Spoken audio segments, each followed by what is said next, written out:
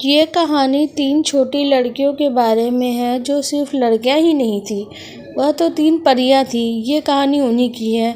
चलो इस कहानी को हम शुरू करते हैं। 3 छोटी लड़कियां जो फूलों की दुकान में काम करती थी, वह फूल देने के लिए नगर के घरों घरों में जा रही थी। पर केवल वो फूल नहीं देती, उन फूलों के साथ कुछ खास भी देती। जब वो फूल दे के आ रही होती तो एक बगीचे में तीनों एक स्थान पे इकट्ठा होती और कोई भी इंसान जब नहीं देख रहा होता तो अपने वास्तविक परी के रूप में आ जाती, और जो बहुत छोटा स्वरूप था, जितना कि एक मधुमक्खी। और इस छोटे रूप में आके अपनी खास चीज़ें इकट्ठा करती जिन्हें वो फूलों के अंदर डालती। और वो 4 खास चीज़ें थी: सूरज की धूप की पहली किरण, शहद की खुशबू और माँ की ममता का स्पर्श। चौथी चीज़ ओस की बूंदें थी जो चारों अलग अलग स्थान से लेके आती। और परी चिड़िया के पास गई तो उसके नन्हे बच्चे थे, उसके हाथों को स्पर्श करके माँ की ममता का स्पर्श ले आया। एक शहद की मधुमक्खी के पास जाके उससे शहद की पहली बूंद ले आई। तीसरी गई सूरज की पहली किरण धरती पे आने से पहले उससे ले आई।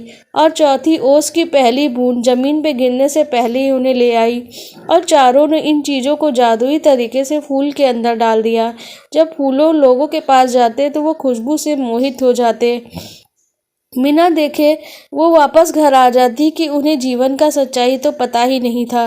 जीवन में हर समय खुशी रहो ऐसा जरूरी नहीं। ऊपर से परी माँ जो उन्हें नीचे भेजी थी इंसानियत का पाठ पढ़ने के लिए, वो चिंतित रूप में पड़ी थी और नन्ही परियों को कुछ नया सीखने का प्रयास कर रही है। इसके लिए उन्होंने कुछ कठोर कदम उठाने का सोचा। जो उन्हें जीवन की खुशियों का खजाना लगता था, वह कठोर सच्चाई नहीं जानती थी। इसलिए परी माँ ने कुछ कठोर कदम उठाए। अगली सुबह जब उनकी आंखें खुली तो उनके महसूस किया सूरज की पहली रोशनी आने से पहले जिनकी आंखें खुल जाए, आज इतनी देर से क्यों खुली कि सूरज सर पे आ गया है। यह बात जान के उन तीनों ने सोचा जरूर कुछ गड़बड़ हुई है। फिर 3 बार ताली बजाई कि वो परी के रूप में आ जाए, लेकिन ऐसा कुछ नहीं हुआ। फिर से प्रयास किया पर कुछ नहीं हुआ। उन्हें लगा जरूर कुछ गड़बड़ हो चुकी है। क्या वो मनुष्य बन चुकी है? क्या वो परी नहीं रही? वह सोच के घबरा गई, परंतु आगे क्या करना है। उन्होंने कहा हम सामान्य मनुष्य बन गए तो अब सामान्य मनुष्य की तरह ही मेहनत करके काम करना होगा। उस दिन उन्हें एहसास हुआ कि शारीरिक श्रम करना कितना कठिन होता है। जब उन्होंने साइकिल चलाना शुरू किया तो उनके शरीर से पसीने की पहली बूंदें गिरी। उन्हें एहसास हुआ शारीरिक श्रम करना कठिन है और समय से नहीं पहुंचने पर फूल की दुकान की मालकिन उन्हें डांट रही थी, पर ज़्यादा कुछ नहीं कही। आज का दिन बहुत कठिन होने वाला था, इस बात का एहसास उन्हें हो चुका था। दिन के अंत होने पर तीनों ने कुछ खास देखा, अलग अलग था। उन्हें परी एक मिली जो भिखारी था, भूख से रो रहा था। परी ने अपनी मेहनत के पूरे दिन के पैसे उन्हें दे दिए और उसे खाना दे दिया। दूसरी परी को एक असहाय बच्चा मिला जो वो परेशान हो रहा था एक बड़े बच्चे से, जो उसे परेशान कर रहा था उसके खिलौने के लिए और उसका खिलौना छीन रहा था। वह रो रहा था। तीसरी परी को मिली एक स्त्री जो दवाई की दुकान में दवाई खरीदने के लिए गिड़गिड़ा रही थी, क्योंकि उसके सभी पैसे खत्म हो चुके थे।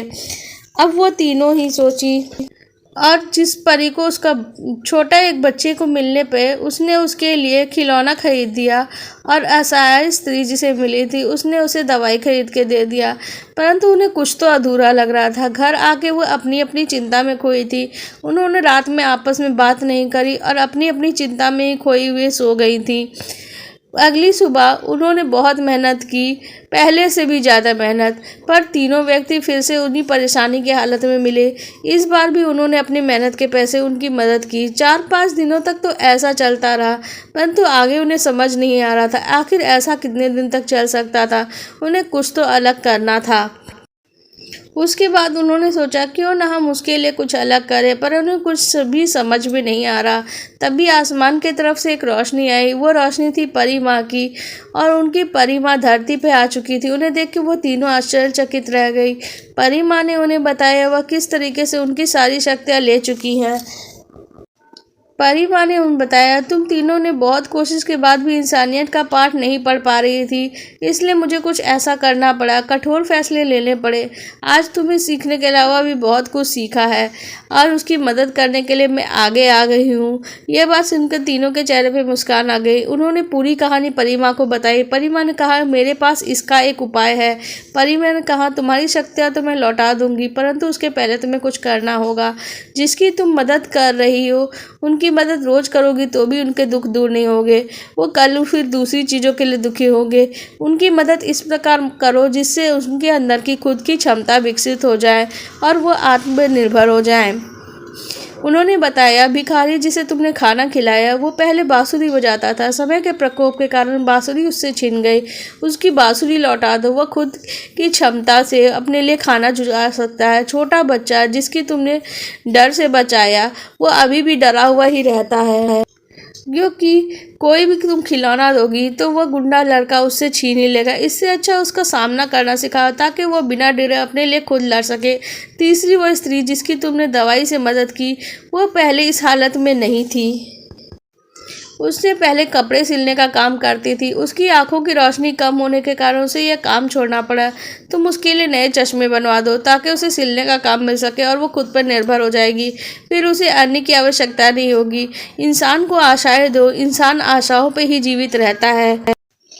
उनकी बात मान के तीनों परियों ने वैसा ही किया जैसा उन्हें परी माँ ने करने के लिए कहा था। परी माँ ने कहा, ठीक है, तुम ऐसा कर दिया। अब देखो वो तीनों कितने खुश हैं।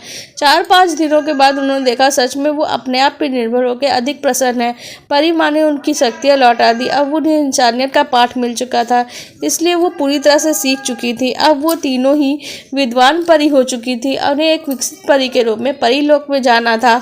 आज परी माँ बहुत प्रसन्न थी। तीनों परियां अच्छी तरह से सीख चुकी थी इंसानियत का पाठ, और परी माँ ने बन करके यही बात तीनों से सोचा कि अब वो तीनों परी बन के लोगों की बहुत अच्छे तरीके से मदद कर पाएंगी।